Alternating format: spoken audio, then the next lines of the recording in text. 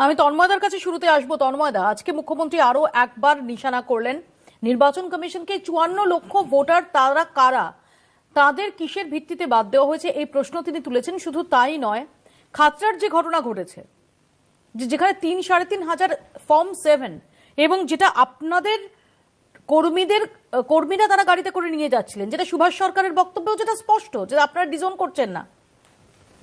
দেখুন, আমি দুটো জিনিস বলি যে হ্যাঁ, এইটা হচ্ছে প্রথমে যেটা আপনি বললেন যে উনি লিস্ট পাচ্ছেন না, যাদের নাম বাদ গিয়েছে ASDD মানে absent, shifted, duplicate and dead, সেই ভোটাররা সেটা হচ্ছে খসড়া তালিকা বেরিয়েছে। সুতরাং যদি সেখান থেকে কেউ এসে বলে যে না আমারটা ভুল হয়েছে, নির্বাচন কমিশন সেটাকে সংশোধন করে দেবেন। আর তারপরেও যদি ওনার মনে হয় যে ঠিক হচ্ছে না, তার জন্য উনি সুপ্রিম কোর্টে গিয়েছেন, সুপ্রিম কোর্ট খোলা আছে, সেখানে গিয়ে বলুন। আপনারা জানেন বিহারে যখন হয়েছিল তখন সুপ্রিম কোর্ট বলেছিল যদি আমরা কোনো দেখি যে ঠিক মতন কাজ হয়নি তাহলে পুরো প্রসেসটা বাতিল করে দেবো, কিন্তু সুপ্রিম কোর্ট তার মান্যতা দিয়েছিলেন এবং SIR প্রসেস বাতিল হয়নি। সুতরাং ওনার কাছে অনেক সুযোগ আছে, উনি এগুলো মিডিয়ার সামনে নাটক না করে যেখানে বলার প্রয়োজন সেখানে বলতে পারেন।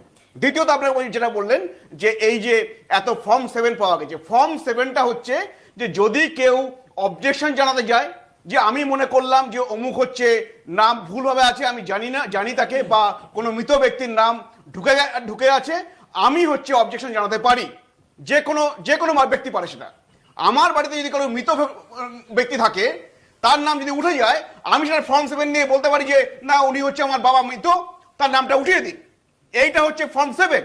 আচ্ছা, এই ফর্ম 7-এ যদি হচ্ছে বিজেপির যদি কেউ ভরে, তাহলে অন্যায়টা কি করেছে? তৃণমূলে তো ভরা উচিত ছিল, তৃণমূলে ভরুক।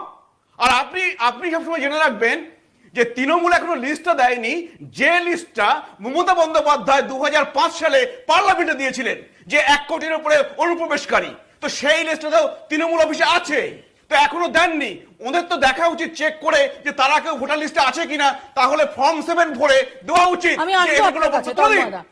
ইতিমধ্যে আমরা দেখেছি যে শুভেন্দু